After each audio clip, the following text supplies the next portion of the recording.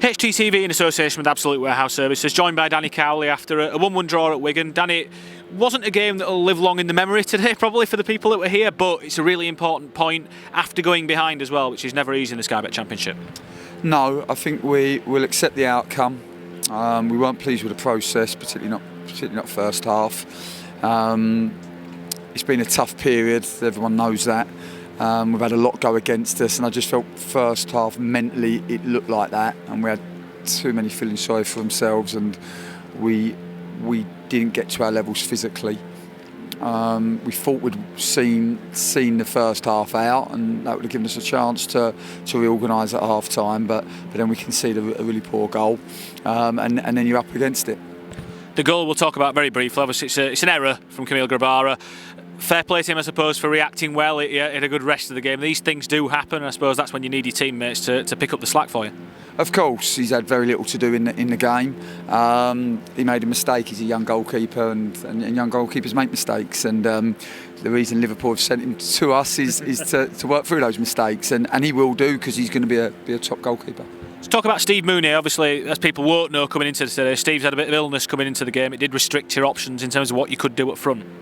Yeah, I was incredibly proud of Steve, because he was had a sickness bug overnight, wasn't able to travel with the squad, didn't train with us yesterday and wasn't able to travel.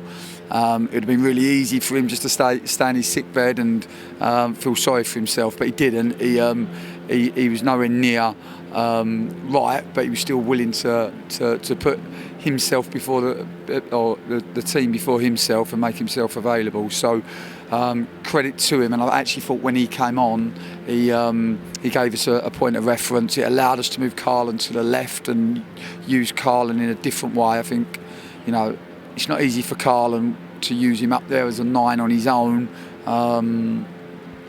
So no, it definitely worked better once we were able to get to Steve, and probably from the moment we brought him on, we were then the better team, and we have a penalty that definitely looks a good shout, and obviously Steve has one cleared off the line as well as Carlin's fantastic goal that he scored. We'll just touch on that. I mean, Steve did occupy the centre halves really well. It also lets you get Carlin out to that position where he's so dangerous. It's becoming his trademark goal, isn't it, now, where he rolls in, but today it went the other way, and it's a fantastic finish, isn't it, for his 12th of the season. Yeah, it's a brilliant goal. It's probably the best of them all, I thought, actually, because it was only the sort of a postage stamp size to be able to find, and the way he come inside and they shut him down on the inside, and he was able to manipulate on the outside and take the shot so quickly, gave the goalkeeper no chance, and right in the top corner, and it was a needed goal, and that's what Carlin can do for you. Had a tough week on the road. Obviously, we talked about Charlton and all the problems he had in the run-up to that game, but on reflection, 4 points from those 2 games is a fantastic return, isn't it? Oh, listen, in terms of the outcome, with where we're at and what we have available, it's again, to play 11 right-footers, we've got very little balance. It's hard to put a game plan together with where we're currently at. There's no hiding place from that, and it's been a really, really tough period. So the fact we've taken 4 points is a major positive.